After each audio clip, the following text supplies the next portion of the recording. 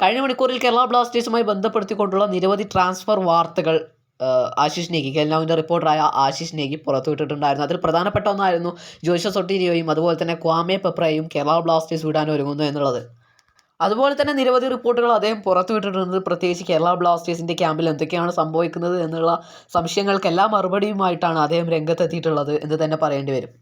എന്തായാലും കേരള ബ്ലാസ്റ്റേഴ്സിൻ്റെ എക്സ്പീരിയൻസ് ഉള്ള സെൻറ്റർ ബാക്ക് താരങ്ങളിൽ ഒരാളായ പ്രീതം കോട്ടാലിനെ ആവശ്യപ്പെട്ടുകൊണ്ട് മോഹൻ ബഗാൻ സൂപ്പർ ജയൻസ് രംഗത്തെത്തിയിട്ടുണ്ട് എന്നുള്ള റിപ്പോർട്ടാണ് ഇപ്പോൾ ആശിഷ് നേഗി പുറത്തുവിട്ടിട്ടുള്ളത്. നമുക്കറിയാം കഴിഞ്ഞ സീസണിൽ കേരള ബ്ലാസ്റ്റേഴ്സ് ചെയ്ത ഏറ്റവും വലിയ അബദ്ധമായിരുന്നു സാല അബ്ദുൽ സമദിനെ വിട്ടുകൊടുത്തുകൊണ്ട് പകരം പ്രീതം കോട്ടാലിനെ ടീമിലെത്തിച്ചത്. എന്നാൽ പ്രീതം കോട്ടാലിനെ വീണ്ടും മോഹൻ ബഗാൻ സൂപ്പർ ജയൻസ് തിരികെ ആവശ്യപ്പെട്ടിരിക്കുകയാണ്.